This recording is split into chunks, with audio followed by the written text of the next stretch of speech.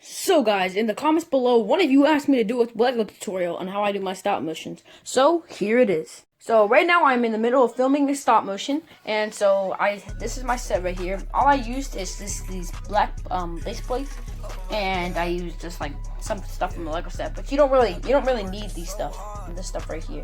You can honestly just use like the plates like I just told you. You just use these and just put them in front to make like a little background.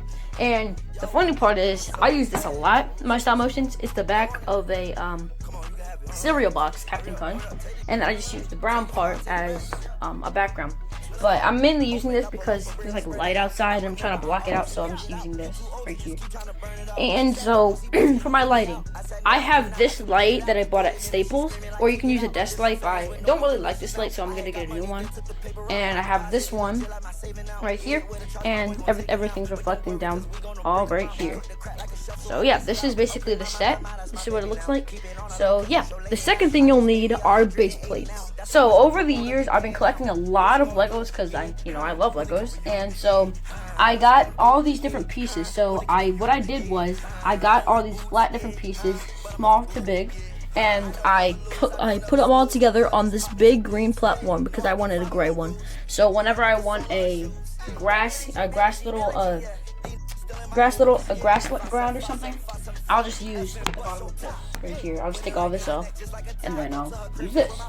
And yeah, the third thing you'll need are actual figures. So now that I got all the preparations ready, now let's get into the actual stop motion. So what I use for my stop motions, I use Stop Motion Studio Pro, but Stop Motion Studio is basically the same thing, but I guess it costs money or something, but it's basically the same thing. So let me show you all the mechanics and stuff. So let's look at this. So let me put you guys down right here.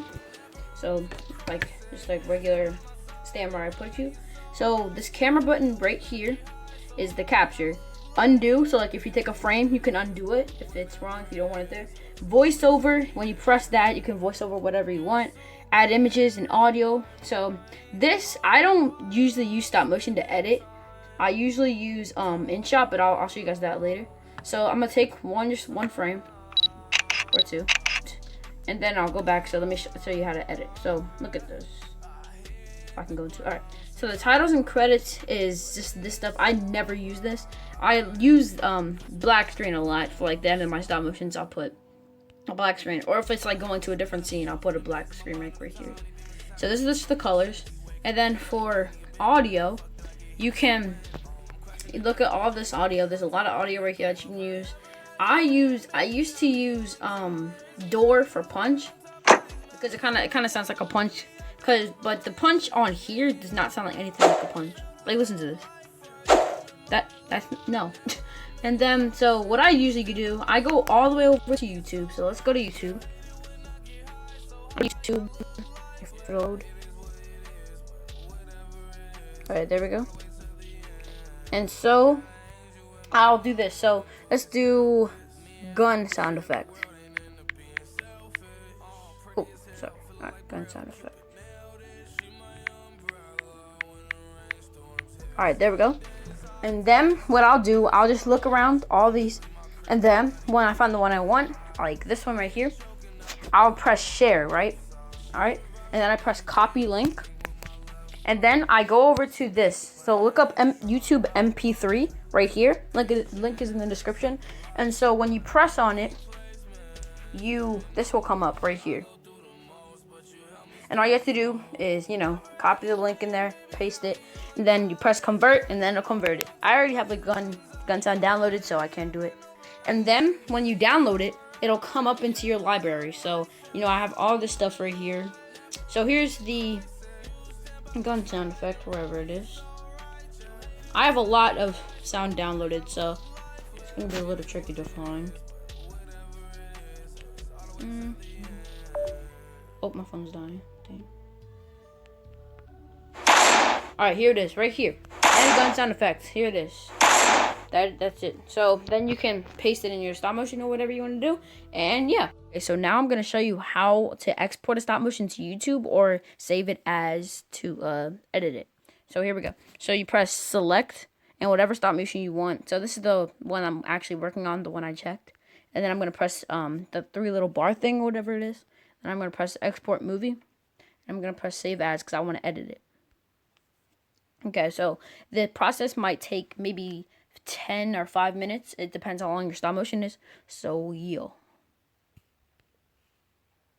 Alright, so it just got done exporting, and I think now it's oh no, it's not frozen. Okay, so here we go. I'm gonna save it right now, and then it'll say if it'll load. Alright, file was successfully saved. Alright, there we go. So now I'm gonna go over to my editing software. I use InShot. I don't know about you guys. You can use iMovie if you have iPhone, but yeah, let's get into it. So I go into here, and then what the heck? Okay, so now here's the stop motion that I'm recently been working on. I'm not going to show you guys, like, all of it, but I'm going to show you, like, how to edit, sort of, in this app. So, what you want to do for editing, so put music in, you press music, and as I showed you last time, you can export anything you want from YouTube into, like, the YouTube MP3 thing. I'll leave that link down below. And I have all this music, so let's say I want to put in, this is a nice song. Yo, Pierre, you... I'll put this in. And then it'll play. Yo, Pierre, so you what do we? There we go. And so now, if you want to actually put text in your stop motion, you can. You just type in text, or I'm just gonna put random stuff in, and then you can change the color of what you want. And the cool thing about this is you can change the border, so that's actually at the outside of it, and then the shadow, the label, in the background, the opacity. I don't know what the capacity does, but I don't know. So, and you can do it like whatever size you want.